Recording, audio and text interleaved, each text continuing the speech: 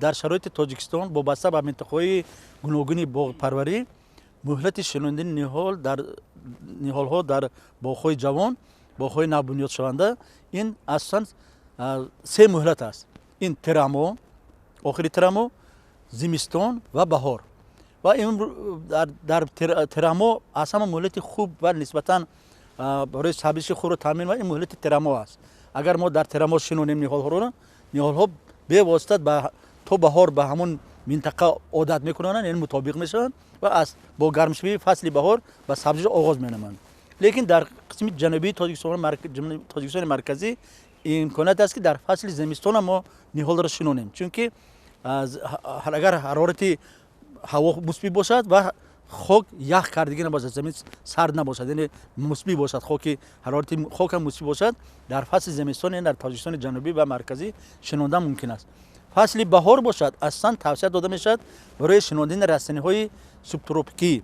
ин растаниҳое ки гармидӯст ҳастанд, хурмою, анҷиру, пистаю, бодому, лимӯю дигар растаниҳоро тавсия дода мешавад ки дар аввали баҳор шинонанд. терамое ки имсол омадааст бисёр терамои хуб барои кишоварзон омода шудааст. бояд мо ин хоку ин обу ҳавое ки имрӯз додааст мо барои корҳои чорабиноии агротехникӣ бо самаранок истифода барем ва муҳлати шинонданам дар минтақаҳо аллакай фаро расидааст. бояд мо ҳатман шинондани ниҳолҳоро дар боғҳои навбунёд оғоз намоем.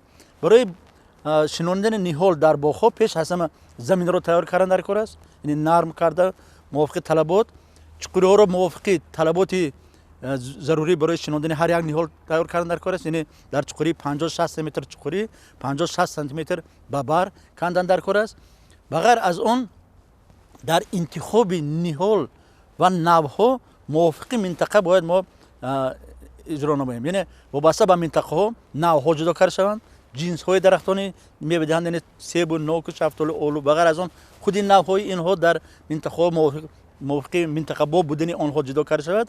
дуюм талаботе ки бевосита мо бояд таъмин намоем, ин ҳатмӣ пайванд будани ниҳол аст ки дар бисёр ҳолатҳо ба ҳамин чиз диққат намедиҳанд. дар ин ҳолат дар боғҳо ниҳолҳои навъҳои гуногуну бепайванду дигаршо пайдо мешавад ки проблемаҳо дар оянда дар рушди ин дарахтон пайдо шуданаш мумкин аст.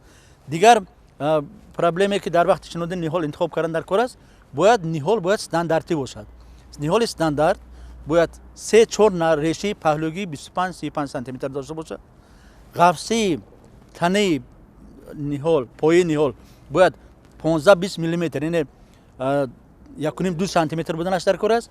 баландиаш на каме 150-160 сантиметр буданаш дар кор аст ва 3-4 навдаи паҳлӯгии доштанаш дар кор аст ки аз ин навдаҳои паҳлӯгӣ барои оянда ба шакл даровардани ин ниҳол имконотҳо фароҳам мебаранд ва дар ҳамон вақт шинондан дар кор аст. ва дар вақти шинонидан бояд ба талаботи зарури дар вақти шинондан ҳам нуриҳои органикӣ ва маъданӣ додан дар кор аст.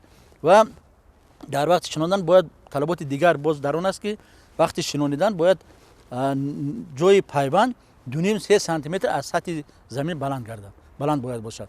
ва дар он вақт мо сифати хуби шинондани ниҳолро дар фасли терамот таъмин менамоем ва он ин ниҳолҳои шинондагӣ қариб ки 100% имконияти сабзишро дар баҳор таъмин менамоем.